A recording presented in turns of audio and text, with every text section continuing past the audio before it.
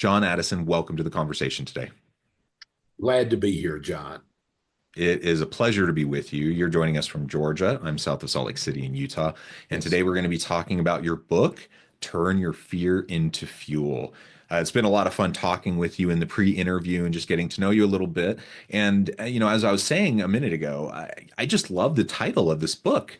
It's such a fun way to frame what I think is a really important topic. We'll get into it here in a minute.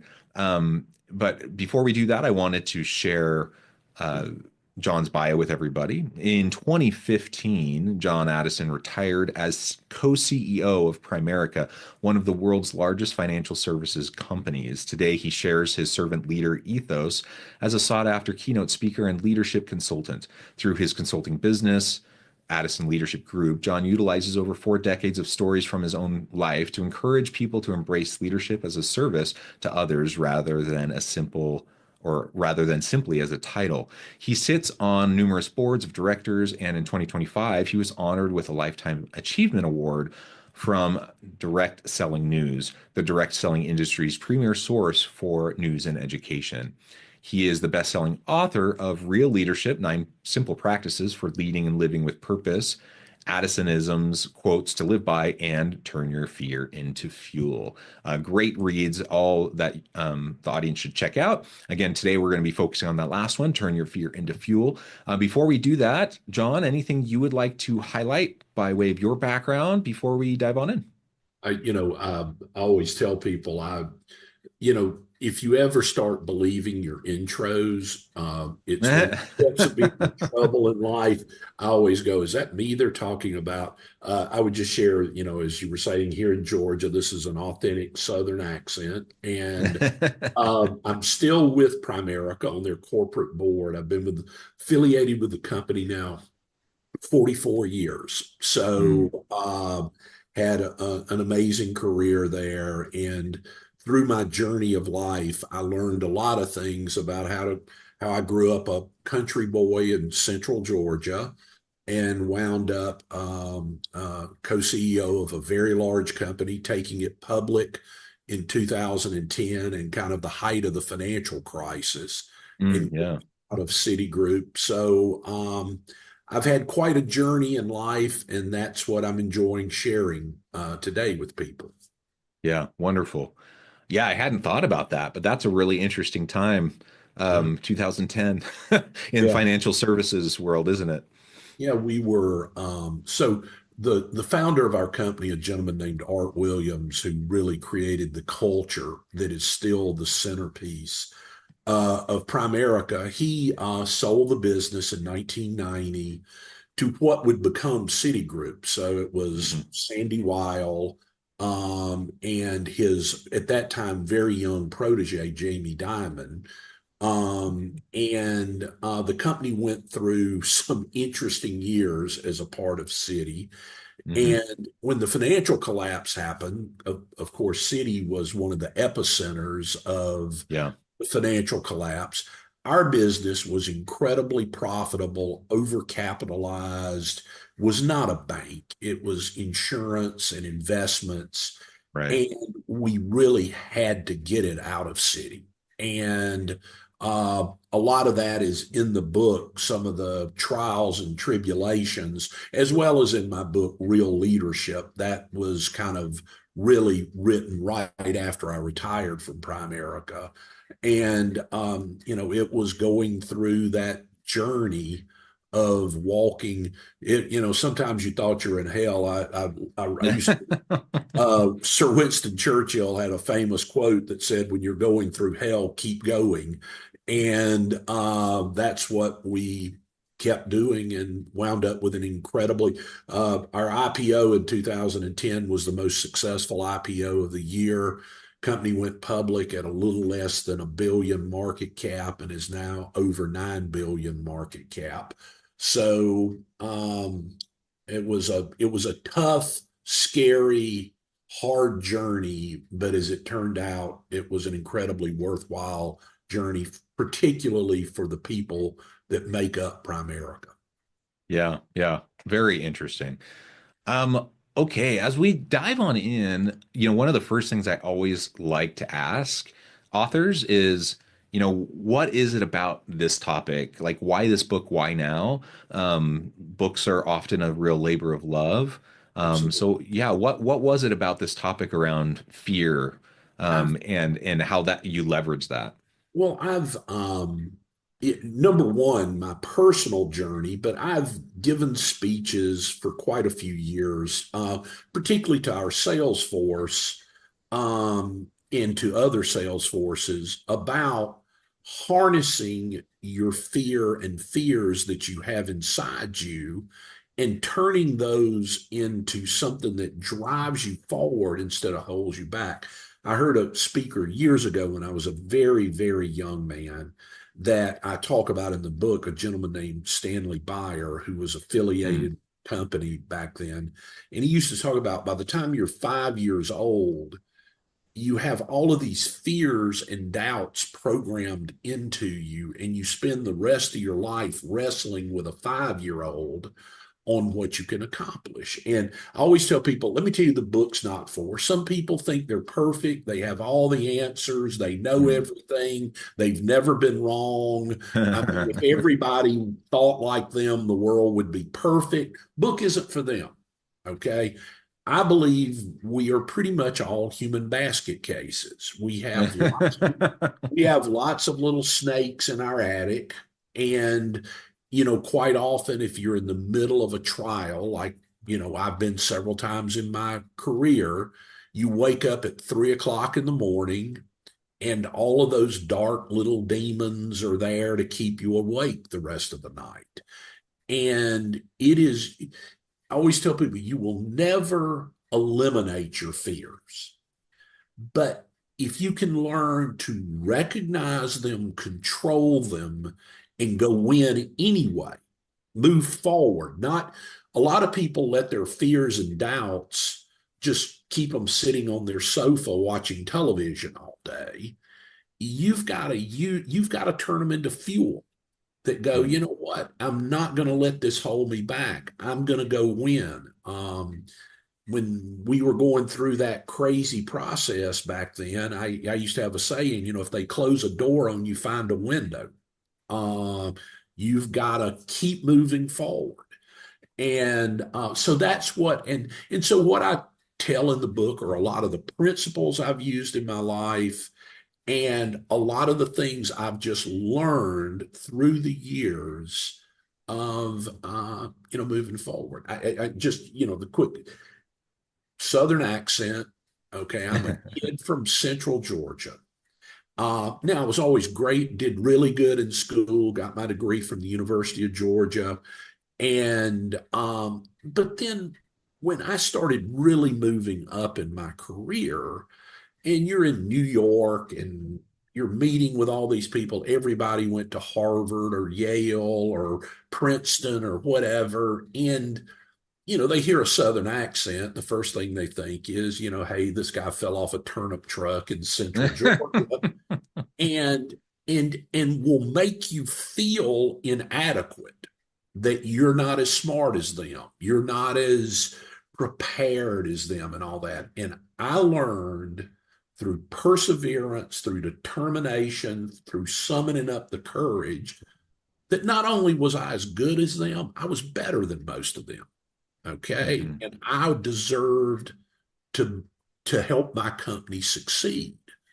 And so, it really stems from what I've read a number of times in psychology, which I'm sure, given your background and what you've done, you do the imposter complex. Yeah. A lot of people that get very successful, they will think, did I just get lucky? How did this happen? Okay.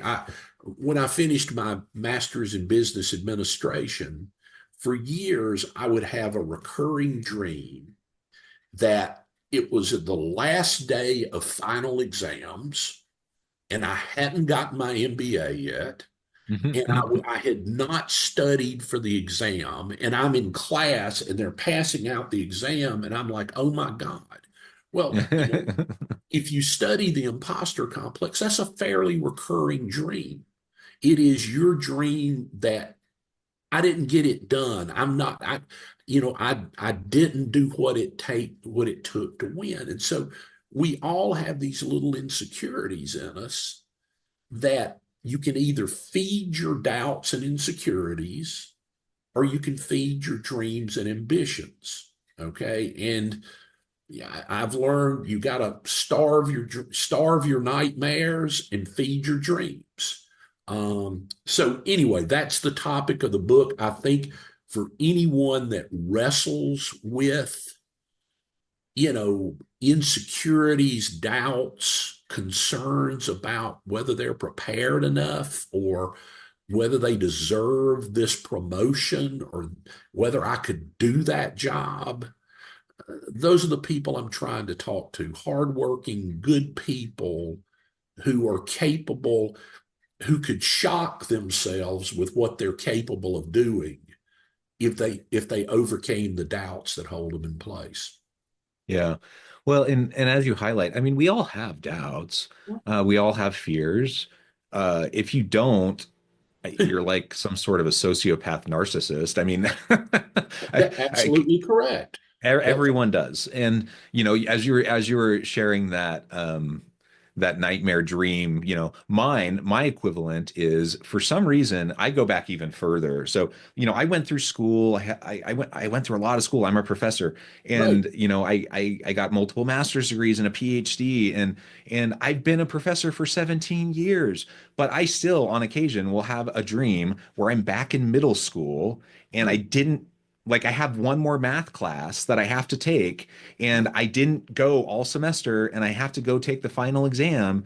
And because I'm not ready to take that final exam, if I don't pass that, none of the rest of my school counts. Like, Right.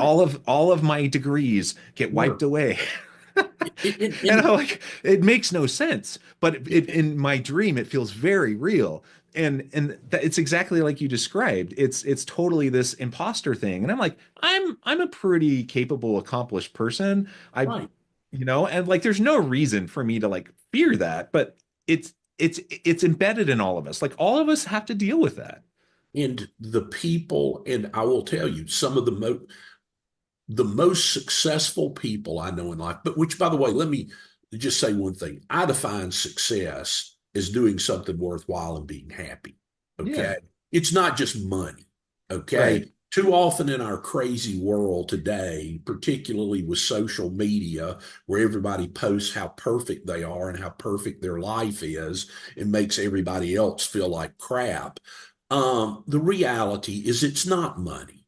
Okay. Some of the most successful people I know are just fundamentally happy people who have great families and great lives. I know Yeah. bitter billionaires, okay? Sure. Yeah. People that have all the money in the world, they're angry, but that said, people that achieve are high achievers, I found that most of them, if you get to know them, they're pretty darn insecure.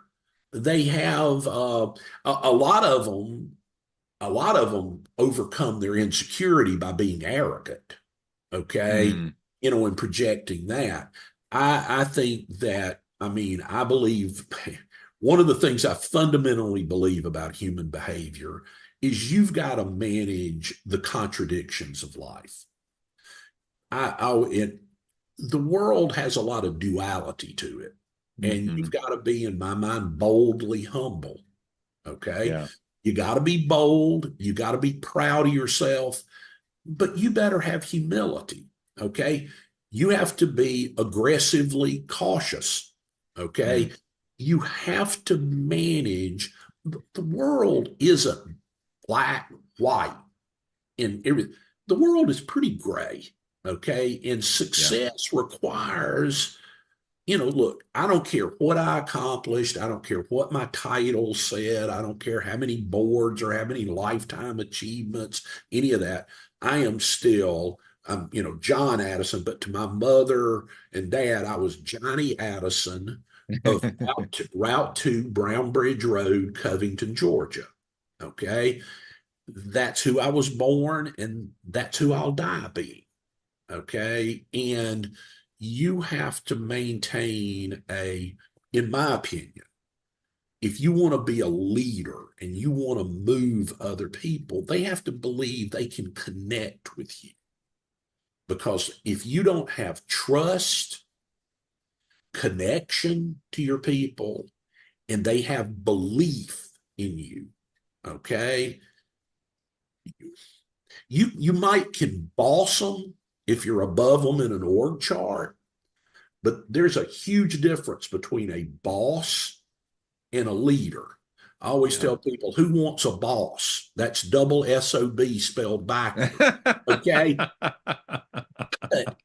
Everyone, everyone wants a leader. Okay. And so there's a fundamental, in my book, Real Leadership, the earlier book, I talk about, I believe in our world today, leadership is the rarest commodity that we have. It's not oil, it's not natural gas, it's not rare earth metals, it's leadership. And caring stewardship leadership. Hmm. And I believe, in my opinion, if you want to go succeed in the world, if you want to make a difference in the world, work on yourself, your fears, doubts, and anxieties. The first person you got to lead is yourself. And then go be a servant leader.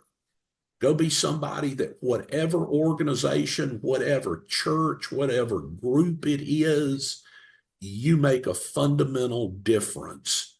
And when you're done, people go, thank God he or she was a part of our organization. And the older you get, which, I realize I feel like I'm 30, but, I realize I've now reached an age where I'm the elder statesman.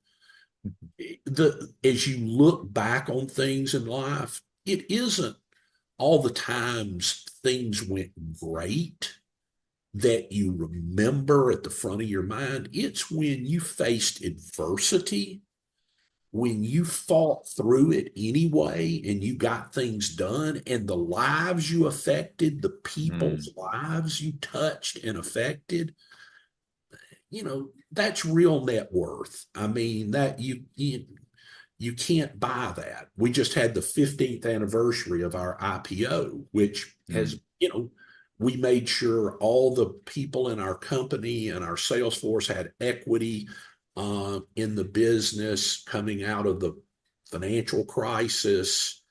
And, just the people coming up to me, hugging me and having tears in their eyes. And my family is different today because of what you guys did.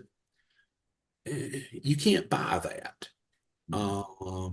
And they don't sell that at the grocery store. And so, I mean, I believe the biggest thing you can do in life is go make a positive difference in other people's lives. So Yeah. that's how I Very, feel. very well said. And I love your focus on servant leadership.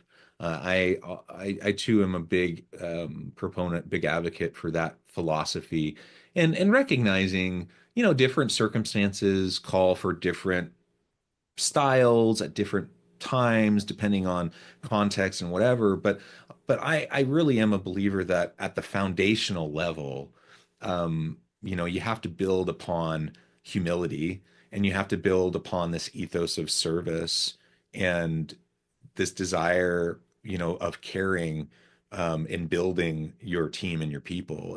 And people know the difference. They know when you're in it for yourself. They Right. know when it's all about you and your ego, and they know when it's about you genuinely care, and when it's about them, when you're trying to build them and lift them up. And it makes all the difference in the world in terms of what people are willing to do for each other, for the team, for the organization.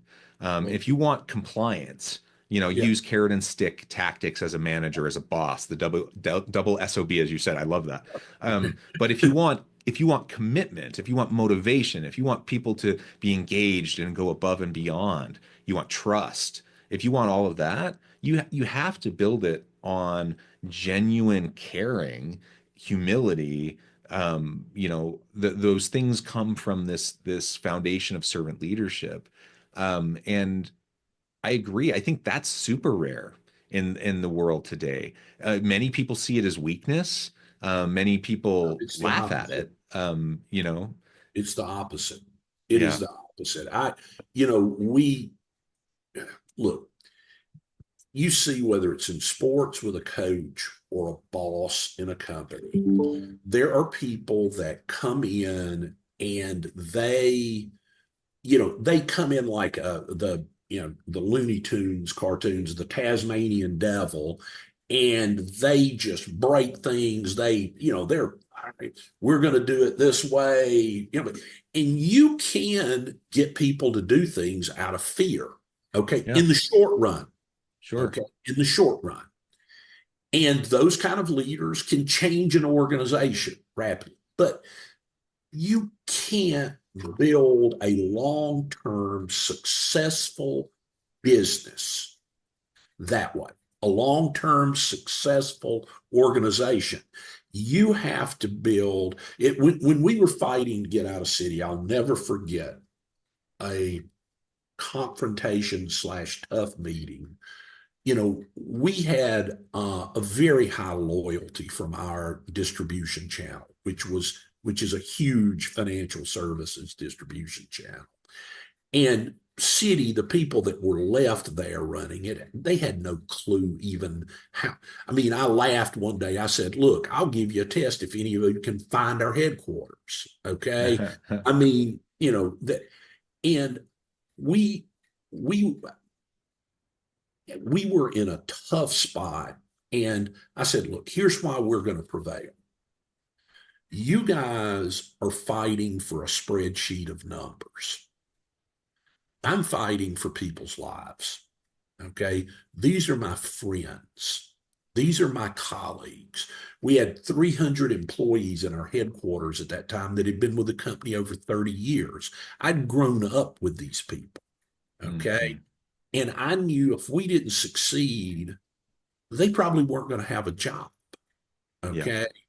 And when you have that connection, commitment, and you're fighting for something bigger than yourself, again, I realize old guy, but one of the things I can't stand about social media and everything is I think it is making people more and more narcissistic. Look at me, look at what I'm doing, look how great I am, me, me, me, me, me. Okay. I think that's the opposite of what it takes to succeed long term. Okay. You've got to be somebody that that they want to follow, that they go, I'm a part of a worthy cause. This is a good person and not perfect.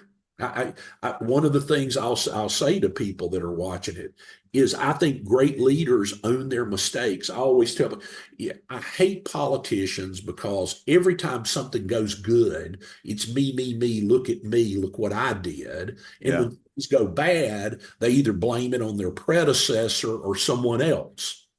I think a great leader, all success is shared. I used to, and I worked hard at this, and I would encourage people that when you're a leader and you're talking about the success of what's going on, always use we, not I. hmm hmm We did this, we did that. When a leader should use the word I is when something goes wrong.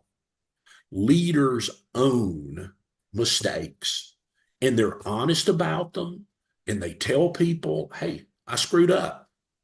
I made a mistake. And if you do that, people will follow you. People will forgive you if they know, hey, I'm doing the best I can, just like you're trying to do the best you can. And I screwed up and we're going to fix it. So I don't know. I mean, one of the reasons I feel so strong about this book and the things is I just think so much of what gets put into people's heads if you spend your whole life staring at one of these is the exact opposite of what you need to do in life if you really want to make an impact, do something great, and be a leader. So, Yeah, no, I completely agree with that. There's so much that goes into being a great leader, and it can be hard and it can be complicated. But on the other hand, it's easy and it's not rocket science. Like there's some pretty basic things that you can do if you do them consistently. You'll rise. Cream rising to the top. You'll be in the top 90th percentile of leaders just by genuinely caring, by being open and transparent, by owning, your mistakes, like you said, by sharing the wins, by like these are basic things. they're not, um it's not hard. And yeah, you the gotta, difficulty is setting your ego aside, because that's counter to human nature, I suppose. yeah, The difficulty is the consistency of it. But we can do that. Like, we can learn to do that. And the world would be such a better place if we had more leaders like that. Our organizations would be better. People would thrive. I think that's what we all want, what we all need. yeah. And it's, I mean, as a leader, as somebody who is an impact leader, you, number one, you said it well, you've got to put your own ego to the side a heck of a lot of the time. Okay. Because you got to realize I've got the title as leader. That doesn't mean I'm emperor. That doesn't mean I'm king. That Mhm. means I am the leader of the people. And I need to help the organization and help them get to the right place. And people, the one thing about people is they can pick out a phony. Yeah. They may be fooled for a bit, but they can pick out a phony. And another thing I would just say, one of the things whenever I lecture, like at the University of Georgia Business School, I always talk to young people. I believe one of the greatest, I believe the greatest ability is likability. Okay, that you know, somebody said, How did you go from starting down here, move your way up to being the top of this organization? Besides, number one, you got to be competent. You got to know what you're doing. You got to know the business. I mean, you can't just be likable and incompetent. Okay. Sure. Yeah. You gotta do all those other things. But then at the end of the day, if people go, this guy tells me the truth, he's honest, he does the right things. And oh, by the way, pretty darn easy to be around. Okay. Some people I've seen in life that are brilliant, brilliant. I mean, absolutely no, but they are just the biggest jerks that nobody wants to be around. And then they spend their whole life frustrated and angry that these people they think are less competent than them are getting ahead of them. Mhm. Well, sometimes you got to look in the mirror and go, could be me. Okay, maybe I need to make some changes in how I do things. And so, like you said, leadership, one of the questions a leader should always ask is, would I follow myself Mm. with what I'm doing right now, with how I'm behaving right now, with how I'm operating right now, with the words I'm saying to people? Words are things. They're not just random blasts of air coming out of your diaphragm. Okay. You got to think when you're the leader, you got to think about what you're communicating to your people. I had a great professor back when I was working on my MBA at Georgia State University, a gentleman named T.P. Hall, Dr. T.P. Hall. And in business policy, he said, when you move up in an organization, it's like a gear mechanism. And when you get to the top, you're the big gear. And the big gear, and he used to have a saying, when you're at the top, you lose the ability to muse aloud. Okay. Because he said, if you turn a little bit this way, By the time you get to the bottom of the gear mechanism, the little gears are spinning this way. And then if you Yeah. just, oh, well, I'm going to turn back this way, the gears at the bottom are breaking off teeth and everything. You can't, you've got to have the consistency and the discipline to think about what you're communicating and make sure you're communicating it to your people.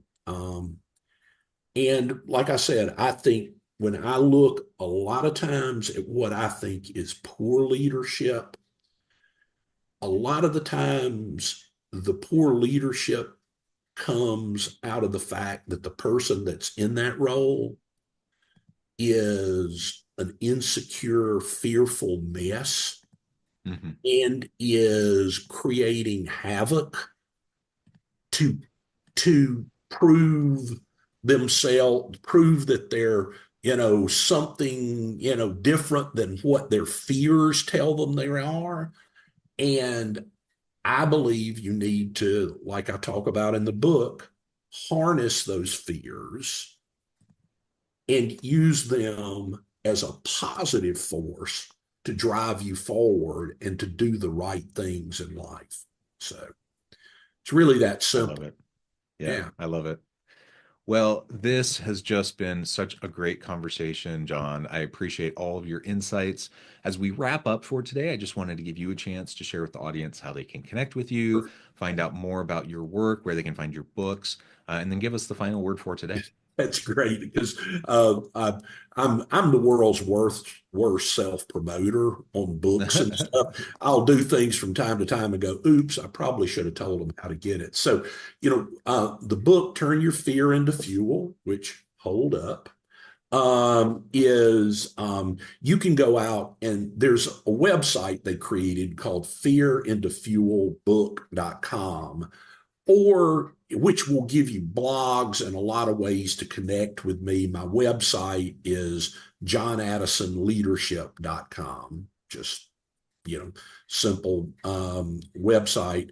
But then the book is on Amazon. And so if you just go to Amazon, put in John Addison Fear, okay, that's the book that will pop up. But I would also just say, is for people that may be the first time they've heard me, this is the first book that I did called Real Leadership, Nine Simple Practices. And it really, and when I use the term real, it's not like, well, this is the only leadership you should ever know. Right. It is being real, being your authentic self, and turning that into leadership skills. So, look, I would just say to people, number one, John, it was awesome to get to be on with you today. I looked at a lot of your out on your YouTube channel, looked at a lot of your past things. I commend you for what you're doing because your message is in a world where we're talking about artificial intelligence, technology, all of these things. I still believe in the power of the human and the power of the person. Okay. That, I mean, good people with a good cause they're working toward are pretty powerful. And I believe in this day and time where everything's about technology, everything's about media. I mean, people want to, and I'll let you go with this, but one of the things I tell young people all the time, I'm a you live in Salt Lake, so you probably fly Delta a lot also. Yep. I'm a 4 million miler Delta. Okay, I'm Delta 360, Delta Diamond. I've been on planes for a lot of years. And when we were trying to get our company public in 2008, 9 was when the real battle went on. And then we got public in 10. A lot of the people that helped us the most were attorneys, investment bankers, people that I had struck up conversations with through my years and collected their information sitting in a Delta Sky Club. Mm. Okay. And when Rick and I needed to get, I'd say, hey, one of the companies that was incredibly helpful was an insurance company out of Birmingham, Alabama. I'd flown on a flight, had a conversation flying from the West Coast with the guy that was the CEO. And when I look now sitting in a Sky Club, people under the age of 40, earbuds in, staring at this. Okay. And I always say, you could be sitting next to the person that could change your life. You could absolutely don't be in this thing all the time. Be where you're at. Talk to people. It's a lost art. Okay. Because you could meet somebody that absolutely transforms your life, and you're on your phone doing some game with some of your dumb buddies. Okay. So, my biggest advice to people is connect with people. Human connection. Friends aren't people who do a thumbs up on this. Okay. Friends are people that my car could break down in Salt Lake and I could call them in Georgia. And the next thing I'd know, they'd be driving there to find me. So, anyway, it was wonderful talking to you. You keep up the good work you're doing, because Thank you. like I said, I loved your message when I went through. I do a lot of these, but I really, really like the message that you're giving to people. Thank you. You too. Keep up the good work. I encourage the audience to reach out, get connected, find out more about what John can do for you. Check out the books. And as always, I hope everyone can stay healthy and safe, that you can find meaning and purpose at work each and every day. And I hope You're you all have a great week.